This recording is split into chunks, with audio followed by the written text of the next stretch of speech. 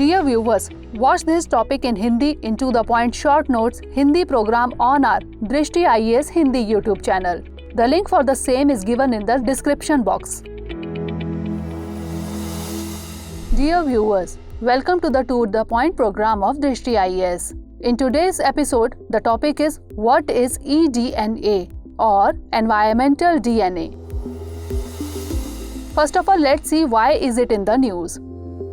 Recently, scientists have found in research that eDNA, that is environmental DNA, is effective in calculation of marine biodiversity. This is the best and accurate method to know about marine biodiversity. It is a helpful tool in surveillance and conservation of diversity. Now let's understand what is environmental DNA. Environmental DNA or eDNA is a nuclear or mitochondrial DNA that is released from an organism into the environment. Sources of eDNA include secreted feces, mucus and gametes, shed skin and hair, and carcasses. eDNA can be detected in cellular or extracellular dissolved DNA form, and it provides a means to identify species, populations, and even individuals. Unique sequences of base pairs, particularly repeating patterns, provide a means to identify species, populations, and even individuals. Now let's move on to the uses and significance of the same. eDNA is emerging as an effective tool to know about the changes in the environment. With the help of DNA sequencing, we can get a clear picture of marine biodiversity. eDNA may eventually replace some current survey methods such as visual counts, netting, and electrofishing.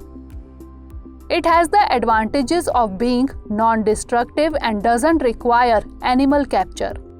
This technique is helpful in the discovery of extinct and aggressive species. Now moving on to other important facts. Recently, researchers have compared the eDNA samples of 9 places of Santa Barbara Coast, that is in USA. Researchers found that eDNA is more capable in findings of species than divers.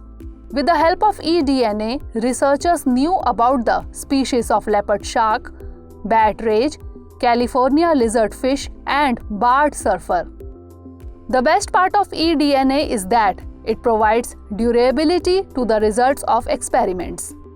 It informs about the habitat and changes of extinct species, and the cost of sending divers and submarines is costly as compared to eDNA.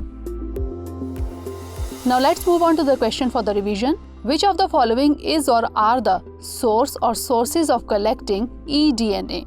First, skin. Second, sand. Third, water. Fourth, feces.